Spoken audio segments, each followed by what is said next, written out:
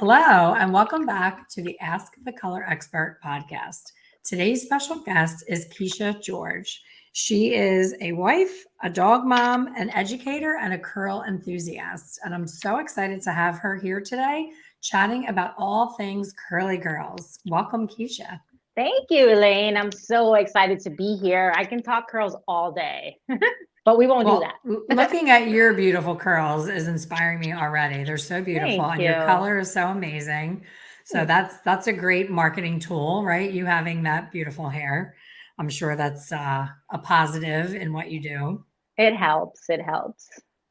So I feel like it's been maybe the last probably 10 years, but more so, even more so, the last 5 years that curly girls have gotten their moment in the spotlight.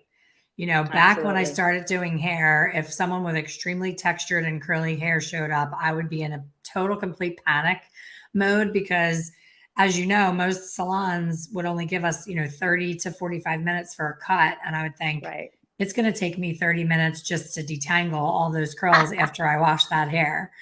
So I love that you've made that your specialty. It's so smart from a niche perspective because most people are generalists, right? We do color, Right. we do cuts, we do waxing, we do updos, we do all the things. But I believe that curly hair deserves its own specialty and always has.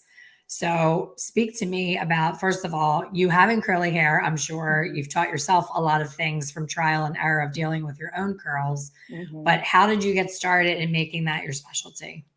Well, as a child, I grew up with very thick curly hair. So I always had to. I always had to call several salons. Hey, do you do curly hair? Hey, do you do that? And they would charge you more, book you longer times, and then switch you from person to person to person, right? When you got into the salon. So I always dealt with that. I did my own share of keratins, Japanese straightening, relaxers, and those roller set blowouts. I did all of that. Trust me, I've done the whole thing. When I was working in corporate America, I did never wore my hair curly to work. Interesting. Because yeah, no, I remember once a director said to me, "Are you gonna go like that?" And we were heading to a sales meeting, and I thought, "Wow, okay." No, I'm not. And I just kind of like put a headband and pulled it back in a bun. It was super long at the time. And so I said, okay, this is not going to work. And then so I kind of understood after that where I stood with curly hair in the corporate world. And Wow, then that's crazy. isn't it? And that was not that long ago. It was maybe 15 years ago. And then now when I walk into the room, I have people always saying, "Oh my God, I love your hair. How'd you do that? What happened?" I know, and I'm just like, wow, what a shift, right? I can feel super confident walking in with my curly hair. So I've always done hair all my life. I did my cousins, my sisters, everyone in my family. I always was so keen on doing hair. And one day in corporate America, I came home from work and it was just one of those days. And actually, I think it was like a hurricane or something in Florida. And you off for like a week and you're just sitting at home thinking, this is my life, huh? And I remember saying, what do I do? I think I was reading some book and I said to myself, what do I do outside of work that excites me? Even when I'm tired, even when I don't feel good, I'm just so excited to do it. And I thought, hair. Like I would go to clients' room and do their hair. I'd go to their house. I'd do my friends, everyone's hair. And I said, this is the thing I will do after a 12-hour shift, no problem. And not even get paid sometimes, just to experiment and play. And I said, let's explore that. And then after that, I actually quit my job, cashed out 401k, went to hair school. I was the oldest one there. Everyone's like 19. And I just did it. And I haven't regretted it since. It's changed my life. I wanted the opportunity to work and give, because when I work, I give 100%. And I wanted the opportunity to be my own boss, but at the same time, I still wanted to help people because that's always been the forefront of why I believe I'm here, right? Is to provide, to give to others. So I went to Aveda and I studied Aveda. I worked at Aveda salons in South Florida area. And then I drove by Wedad and I was like, curl expert. wow, okay. So I walked in and I said, I want to work here. And they were like, okay, well, come back and see the boss. I went in and I was an associate. Now, this is after I've been a corporate America for years. I walked in as an associate for a year. So I literally stood behind my mentors, watched every cut, saw every texture, styled, shampooed, swept, blow, did anything I needed to do until I felt ready. And then I went on the floor, and then I soon after became an educator because I felt that since it was my second career, I really needed to hone in. So I read every book, I did every class, I practiced on hundreds of mannequins, right? And I just wanted to catch up essentially, right? At that age. So I started to really focus on anything hair. And I didn't worry about the money. I didn't worry about anything. I just worried about having my clients trust me and come back to me and send their friends and their daughters and their family to me. And I got most of the thrill from that. I got after that, I turned them around. I'm like, oh my God, I didn't know my hair could do this. And that's a statement for me that to this day say, okay, I've done my job. I didn't know I could do this. My hair could do this. And I'm just like, girl, I just put some moisture in there. Yeah. That's all you needed was some water, right?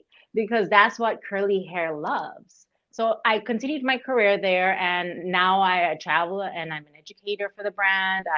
I also now work in New York City in the salon. I've been to the salon in California. I've been to many other salons teaching. So I've met a lot of people across the country. And it's amazing to me how a lot of the stylists are so interested in learning more and really developing their skills for styling. I have people in my class, but I've been doing hair for 30 years. I'm like, okay, that's great. And I'm not taking that from you because you're probably amazing on a blowout or something that would take me way too long. But then I'll teach them one or two techniques and it will just change. I see the light bulb go on. And that's the part of education that I can't let go of. We all know education doesn't pay, but it's just part of me I can't let go, right? So I continue to do education at least once a month. I travel, sometimes twice, and I do classes in New York City. I'm going to Florida this month. I was in Chicago last month. And it just really drives me. And I also love the energy in different cities and different stylists and what kind of what kind of styling they're doing in LA or, Atlanta, what's hot, what's fresh there, And also if I have a client in my chair in New York City, I can say, hey, you went on vacation? Oh, I got the perfect person for you. And I recommend them to the people that I've trained because I would much rather a curly client go to another curl expert and then come back to me than for them to go to someone who doesn't understand their curls and is going to create a shelf or a pyramid or a Christmas tree. Mushroom pyramid. And then there's nothing I can do for you, babe. We're going to have a really cute bob or we're going to have to just grow this out. So I always tell them, it's okay. You can go to anybody who's a curl expert. If I've trained them, even better. If they are certified and they're super confident, absolutely. The thing I find is some of the people that I train, they do curls maybe once or twice a month. Yeah. They'll have 10 clients a day, 50 clients a week, and 2 of them are curly, right? So I always urge them, bring in your friends, bring anyone with curly hair, stop them on the street, stop them at the Starbucks. Say, hey, come on over. Let me give you a free haircut just to keep those skills going, just to use different textures because no 2 curly heads that you're going to see are the same. I don't care how many mannequins you've done, no 2 are going to be the same.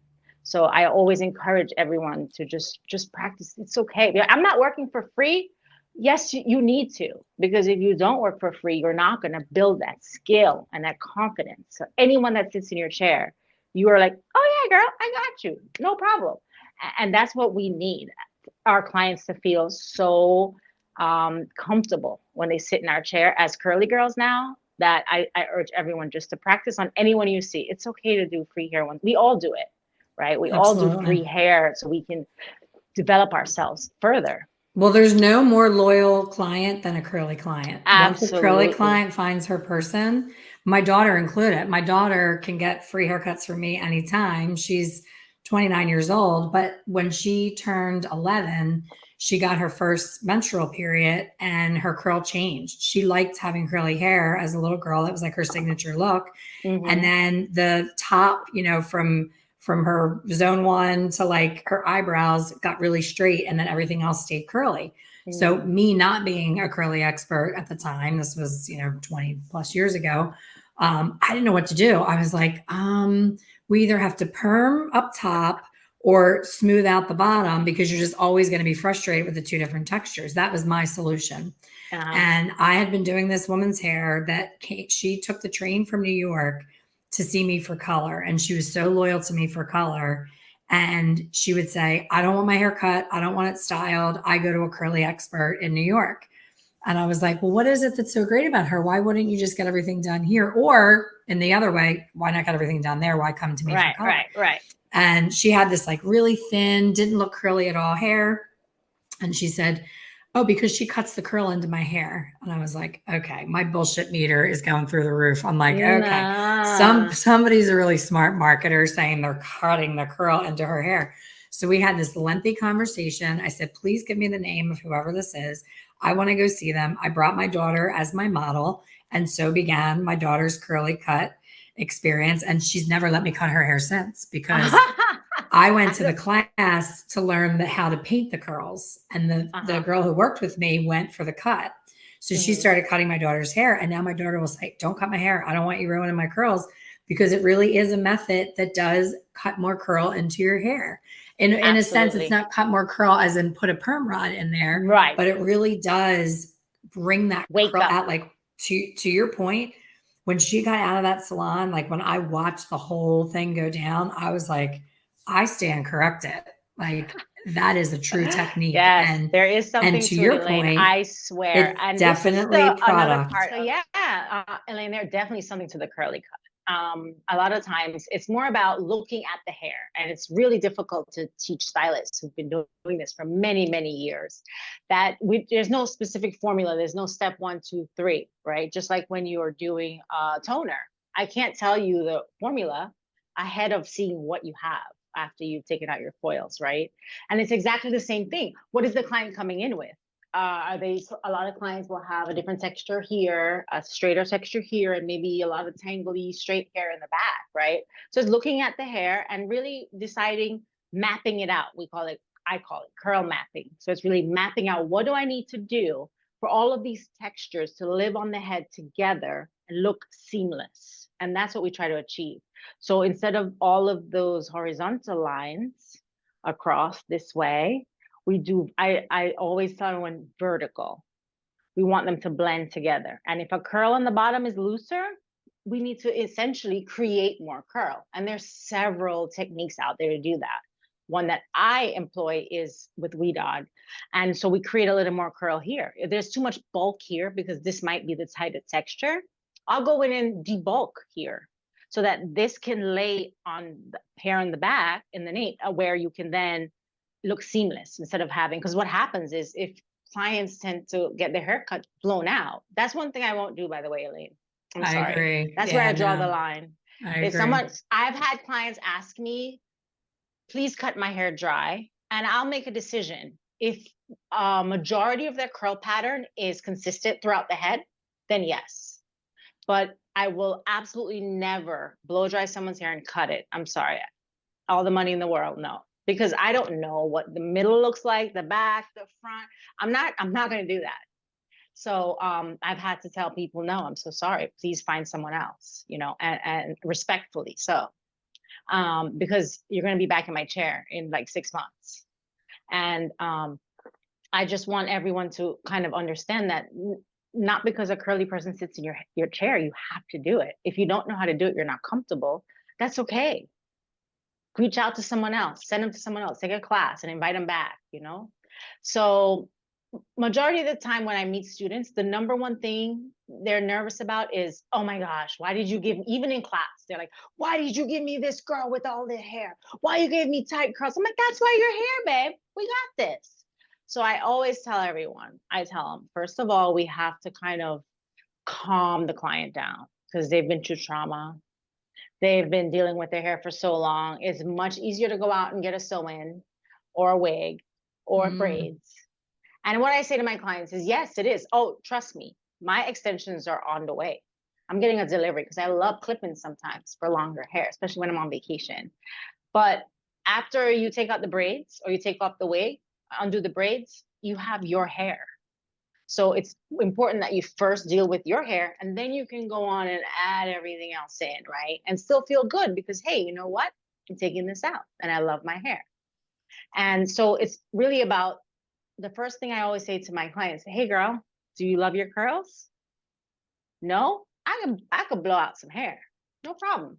But if you're here in my chair, I want to work with what you have. And if you're open to that, so it's an honest conversation really about do you like how your hair looks? I'll even sometimes wet it down, put a little product and say, this is how you all of your hair will look when I'm done. And I will make it into a beautiful shape, whichever you like. Because that's the only thing we're deciding when you sit in my chair with a curly girl. Length and shape. Everything else is on me. I need to make it look seamless after that. And yes, I like my hair. And I've gotten to the end and they're in tears, hate it. My mom's gonna hate it. I can't go to my whatever interview like this. Okay, no problem. Let's get you shampooed and blown out. And this is you're not ready. And that's okay. I'm Mm. here whenever you're ready for that journey, you know? So it's so much emotion in there as well, right? So I always remind everyone we have to be super cautious and take care of the emotional part because most curly girls have been through so much, right? And so after we get through that, she said, yes, I want to try. I love it. I want to do it. I'm going to do everything. Okay, great. So then I'll go into scalp because scalp is the number one thing that we struggle with because obviously the sebum gets trapped, the tighter the coils, and you really don't get a good scrub, right? And then I've even had a few clients the past few months who said, oh, no, I don't shampoo. I don't shampoo at all. No, no, no, never. I'm like, well, we're shampooing today. Is that okay with you? Because there's no way I'm not going to shampoo your hair and remove everything that you've ever used, right? And they'll be like, okay, it's going to dry it out. I'm like, it won't. So it's always about scalp care. So if there's buildup or anything like that, I'm going to talk about what are you using? What's your regimen? Things like that. So I start with the scalp, make sure I detoxify, cleanse, clarify, and then go in if it's like a lot of clients will have a straight on the top and then curly in the ends. And a lot of time that's from sebum. I found in my experience from sebum coming down the shaft of the hair. Interesting. And then right where the curl begins, obviously sebum's not going to go around your curls, right? So you'll have the straight and then curls. So with that, I'll recommend oil shampoo. Oil removes oil, right? So that's the only thing that's going to eliminate as much sebum because you naturally don't have enough curl up here. And that's another thing I can't make a curl that doesn't come out of your scalp that way, but I can help you create the look you want. So if you're using an oil shampoo, you're going to remove oil. And one that I really like mimics the natural oil. So it's never going to dry your hair and you can use it every day. And so you're not going to have extra sebum here and then it's going to balance the bottom here. So you're not going to be super dry down here. This is why you get that like flat out triangle, right? And then after that, I'll go into moisture, hydrating. And another thing that I often teach people is how to shampoo, right? For curls. It's not about this whole like in the right. No, absolutely not. If you're using the right shampoo, you should be able to finger detangle your hair on the second shampoo. And it's like work. I call it the piano method. We call it the piano method in WeDot. And it's kind of like playing the piano along your scalp, right? And just really working all the scalp. And you don't put shampoo on the ends of your hair, right? Because it has that slip to run down. And another thing is a lot of my clients believe that they need to shampoo their hair, they need to condition their hair to detangle. But you should be able to detangle with your fingers after the first shampoo. The conditioner is really meant to seal your cuticles, right? So going in with conditioner and really sealing it in, that's what that's for. Because conditioner is not going to help you if you're still, fighting with it, right? So you're going to need another conditioner, so you have a smooth surface that you're sealing the cuticle. And that's the number one thing. I say, if you ask me what's the number one thing clients need to do to have beautiful curls, it would be seal your cuticle because the curlier your hair is, the tighter your coils is, the more open your shaft is, right? So you're gonna need to seal it down. And that starts in the shampoo process. That is the number one. In our salon, we spend majority of our time at the bowl. It takes me 10 minutes to cut anyone's hair, but it takes me 20, 30 minutes at the bowl to detangle, hydrate, and I often style at the bowl if they have super low porosity because I need to continuously wet the hair. And sometimes the spray bottle doesn't do it for me. So I need that water, right? And I'll style them right there. And I'll tell them, hey, when you go home, you need to style your hair in the shower because your hair, it's just not absorbing water and it's not holding on to it. And it will get better, with deep treatments and things like that. But for now, you need to style in the shower or there's no hope. Because if you get out the shower and you start drying your hair, wrapping it in this is my number one statement. Oh no, I use chenille towel, and then Like the wrap the hair. turban. Yeah, the Turban, turban. yeah. Oh no, I don't care. Once you put a dry towel on your wet hair, you are now drying it and popping that cuticle open, and you have no product on your hair. So you want to go ahead and once I see the porosity, I'll let them know this is what you need to do. Just like how I'm doing it at the bowl, this is what you need to do in your shower. Put your primer and your styler in the shower, finger comb it until you have no resistance, and then shake it out, put a clip, and go about your business. And then you can diffuse, air dry, whatever you like. So I think for stylists, because we're probably speaking to a lot of stylists today, it's really about understanding the mental part of it. Are they ready? Number two, the consistency. Consistency is the apps, like you have to wash your hair at least once a week, sometimes two, depending on your lifestyle. You have to clarify your scalp. You have to remove the sebum. You have to use products that are right for your hair. I can't tell you how many times clients are like, oh yeah, I don't put a lot. I use this really heavy cream, but I wouldn't even use it on my hair. I'm like, I would never use that on my hair. And I'm like, 4A, 3B, 3C, and you're like a 2A. You're like, I used it. I'm like, I wouldn't do that because it's gonna weigh your hair down. But they're like, no, I just put on the ends and I scratch. I'm like, no. How do you expect up here to look curly and be hydrated if you're not you only scrunching it in the ends? First of all, you're popping that cuticle up. You're telling, yeah, go get the moisture. Go ahead. And at the second time, you're not putting any product here. So whatever your hair does is as soon as you hit that humidity, it's gonna poof out, and you don't understand why you can't control your hair, right? So it's really about let's follow the regimen, let's be consistent, and you will 100% guaranteed see results. I tell clients, do one thing. I know I speak a lot, I talk a lot when you're in my chair. I tell you 100 things. Just do one. Put the product in your hair soaking wet. You're going to use less product. It's going to absorb better. You're going to have more control of your hair because a spray bottle, I don't have long hair at the moment, but it doesn't do it for me. Maybe tomorrow, if I wanted to refresh and I don't care about how big my hair was, great. So that would be my number one thing. Another one is, are you willing to put in the work and spend the money, right? Sometimes our premium products or professional products are just maybe $5 to $10 more than what you're paying at the Target. But are those products sitting on the hair or are they going into the hair, right? And that's the number one. I don't care what product you use. I work for the product I love. But you can use whatever product you like, but make sure that it's, first of all, water soluble. Water should be the first ingredient, and it's going to penetrate your hair. So no coconut oil. The molecules in coconut oil are huge. They will never be able to penetrate your hair the way you're doing it. If you have a steamer and there's different variables, that yes, but no. Coconut oil is just going to sit on the hair, and a lot of other products do that as well. And there's so much more technology now. So I know some people have been using some products for so long, and I get it, but I would recommend to them because sometimes with curly clients, you have to take it slow. You can't say, okay, start using all these 5 products now. No. You love this product, great. Keep using it, but use this primer. And that primer is something that's just, you put in right after your hair is conditioned, just to keep that moisture in your hair and really continue to seal that cuticle. So I'll say use this primer because I know this primer is going to penetrate your cuticle. penetrate your hair and keep and wrap around it and keep it controlled. Then you can use your fun product, but soon enough you'll come back and say, "Oh no, I want the rest. I love it," right? And that's okay. Wherever you are in your journey, that's where I meet you because I get it, you know.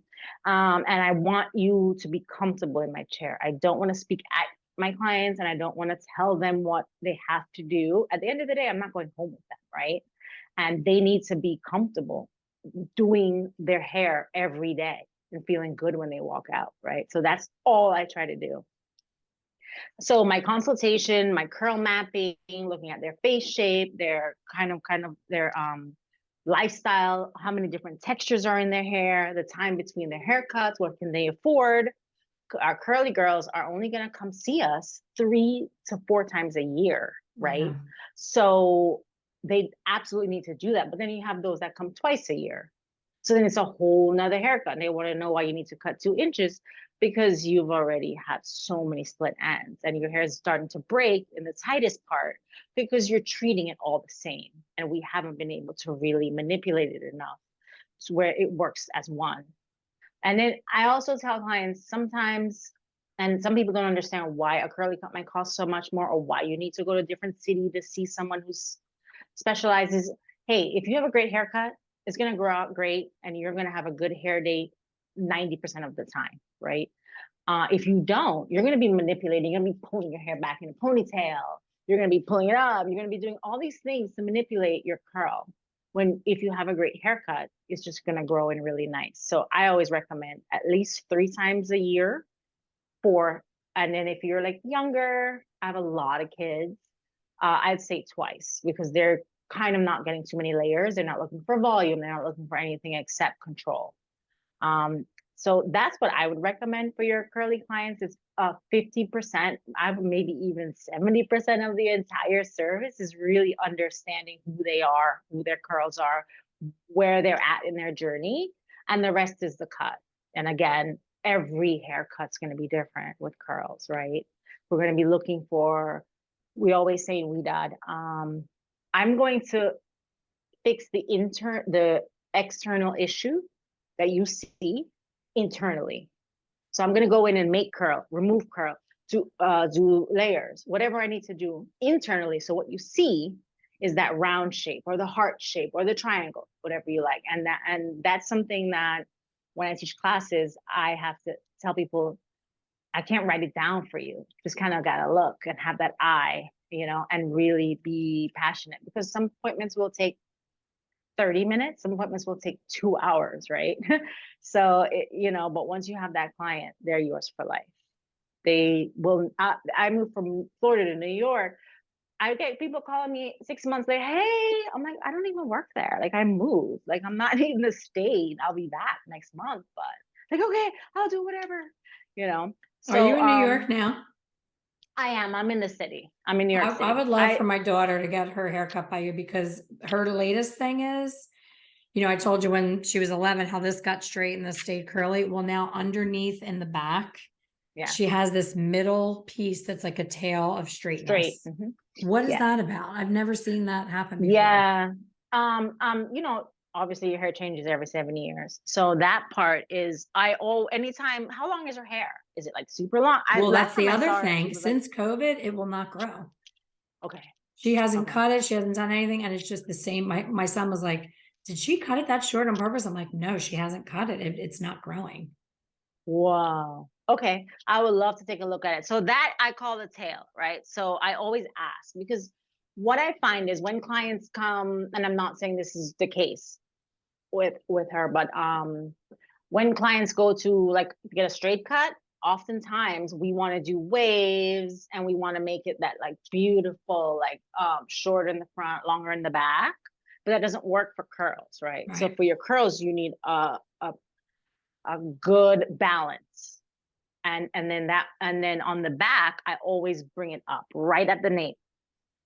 And some people obviously have longer necks, they have hair that goes all the way down. Some people don't have that much. So I take a really good look at that. And the first cut is always right in the back to see where the hair lies. And that piece that's hanging down that's straight, it's very, very common but you have to put that one piece, and it could be an inch, depending on the density of the hair. You need to put that underneath everything else before they leave the chair. Because in 2 months, it's gonna be hanging behind. Right. 100%. There's no getting around it, because that's just how the hair is back there, right? So it's really about looking at the curl. So when we're like, may I touch your hair? And you go in and you're looking at all these things to see where do I need to map out. And I often say, I'm going to bring this up because you are going to, and sometimes people blow dry their hair straight, curly. How do you wear it majority of the time? If you wear it curly majority of the time, that's the cut I'm giving you. If you wear it straight, then that's different, Yeah, right? she's curly every day. She's never done Yeah. straighten Yeah, the iron or blow it out. she's got to get that piece underneath all of her hair before she leaves the chair. Otherwise, because that's just how her hair is growing at this time, in this moment. That's what's happening, and that's okay. We can actually absolutely create a little more movement in there, but not enough to last for the entire 3 or 4 months until she gets back to the chair. So we'll create a little movement to give you a little bit of lift, but at the same time, we're going to bring that underneath every time, with your permission, of course. And some clients are like, no, I want my length, and that's fine. But I just let them know, and I'll offer, hey, in 2 weeks, come back. I'll just snip that off for you. No worries. Because I know it's going to happen. She ended up getting okay. one of those wands because she's like, it's so straight. To curl it. She just wraps it around the wand, but it's a pain in the butt because she likes to just air dry for the most Just part. air dry. Yeah. But she's a big turban girl. Should I tell her not to use the turban? Well, the turban's great, Elaine, but only after she's put the products in the hair. So as long as the product's in there, because she does. So if she's in the shower, putting the primer, then the gel, then squeezing the hair, right? We don't want to. Everybody has frizz these days. You live in Florida, absolutely. Yeah. Right. So all of this scrunching here that we're seeing on YouTube and all that, no. Just squeeze out the excess water, literally like this. And I always say, clients, have you ever put a wet towel on your skin or a dry towel on your skin? If you put a dry towel, it's going to absorb everything. It's going to be dry. If you put a wet towel, it's just going to absorb the water, but it's not going to dry it. So I much rather, I literally hang my hair towel in my shower when I'm showering, gets a little bit wet. I put my primer, I put my styler, and then I flip over, wrap it, and it's good because the towel is a little damp, right? So you never want to put a dry towel, but she can absolutely put her turban, put it out of the way, take it down right before she heads out the house, just a little shake after the perfect haircut. And but as long as she has full products in, and she's doing root to end with the products, regardless of if she feels that it's straighter here, finer here. If you've got the right product that's not going to weigh down, you need to put it root to end. The primer, conditioner, yeah, you can just put it on the ends depending on your density. But if you want curl, you put the product wherever you want to see that curl, as long as it's the right product. So that should help. And I tell clients, take one thing, just one thing that I tell you. And next time, take another and another. And in a couple of years, we're going to be just perfect. But I'm so excited to be talking about curls. I'm so passionate about it. I can't believe I haven't been doing this all my life. But I think that recently, Elaine, one of the things that really pulls at my heartstrings is when I see dads bringing their daughters in. Yeah. And then here in the city, I have so many biracial kids. Mm-hmm. And it's just amazing because the dads are just so happy. I literally tell them, DM me, like, I'm good. I will literally get on a live with you and your kid and we will do it. And it's just, it's so amazing because they want their kids to enjoy their hair and love it. And they'll say, okay, what do I need to do? Write it down for me, please. What do I need to buy? And I'm like, okay, DM me, come see me in 6 months. And I just love the fact that at 11, 12 years old, we're really starting to develop these young adults that are loving their hair, men, women, all, embracing the curl and just understanding their hair and how it works. If you understand what's happening, why it's doing this, then you'll feel a lot better about it. When you see, you're like, oh, okay. Instead of just throwing up your hands, like, I have horrible hair, right? So I'm like, tell me if you want me to stop talking, and I'm just going to talk you through, because I understand if you know what's going on, you'll be able to deal with it a lot better and not be so hard on yourself. Sometimes I get clients who they've gone somewhere else and they've thinned out a lot of their hair, right? Because they might have said to the person, my hair is really thick. or the person doesn't know how to handle the curls, right? And how beautiful it can be in a beautiful shape. So they'll go ahead and thin it out. And I'll say, okay, here's I'll show it to them. I take a really close up shot of the soaking wet and hydrated. And I say, okay, these are all the cuticles that have been cut into. So it's not your fault that you're frizzing. I just want you to know that. You have this much of hair that is new growth. So this is where we're going to start. So going forward, remember, only sliding your hands, like prayer hands essentially, on this part of your hair, because it's already been cut into and there's nothing you can do and it's not your fault. So just let's grow it out. By the time you come back, that part will be down here and we'll be good to go. Yeah, and I feel I've seen a lot of success. Fine hair, thick hair, you name it, you know. And I don't ever knock anyone for doing wigs and braids and anything like that. I love it. Explore. Like you can be someone different every single day. Great. But you need to know what's on your head, the way it comes out of your head, how to take care of it. And then from there, have at it. Well, next time you see me, I'll have my long extensions in. You're so Because adorable. I just want everyone to just love what they have. And I'm here for it, Elaine. I am here to promote curly hair and promote helping others. So that's why I go out and teach every single person. I don't worry.